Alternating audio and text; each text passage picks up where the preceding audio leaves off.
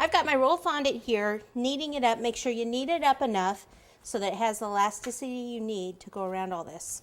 Then what I'm going to do is just kind of make it into a rectangle shape. I'm going to dust underneath it with the cornstarch.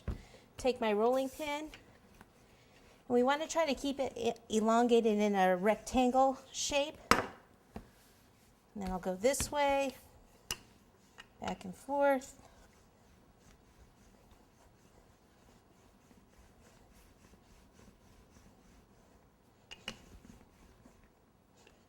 And we're just using the regular white fondant. We're going to end up coloring it.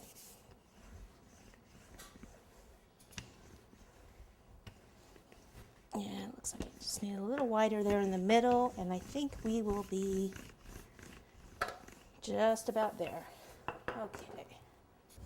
All right, so this cake has been in the freezer for about 15 minutes. Just kind of go like this, make sure it looks like it's going to go over.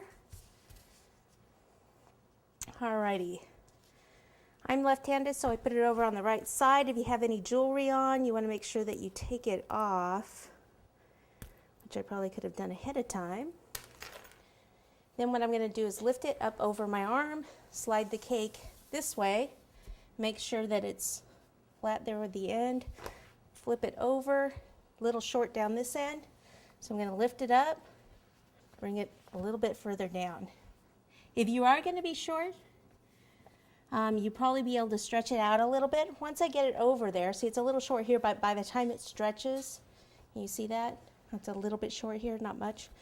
By the time it stretches, it'll go down there. So what I want to start is kind of start in the middle and just kind of push in like around that nose, and then in here between the nose and the mouth, around the eyes, inside the eye,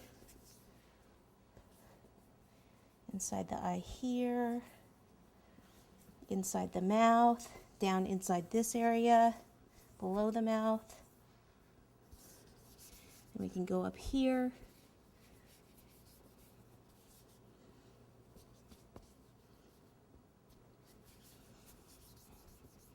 Okay, in between those strips, or those cords, I should say, that we placed on there. Over here. See if I can turn it so you can see this side. Pull this out, flatten it, go down in here. Okay, and we'll go around to the side over here in the front area. Get in there. And down here. Turn it this way. This is where it looked a bit short. Make sure we've got it all in there first. And then pull this out, kind of smooth that down.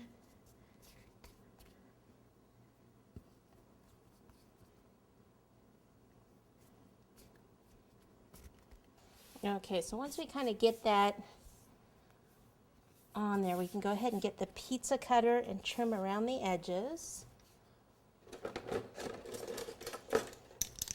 And we want to make sure that we don't see the board, because we can actually tuck some of this fondant underneath the cake, because it's not going to have a border or anything there. So down here.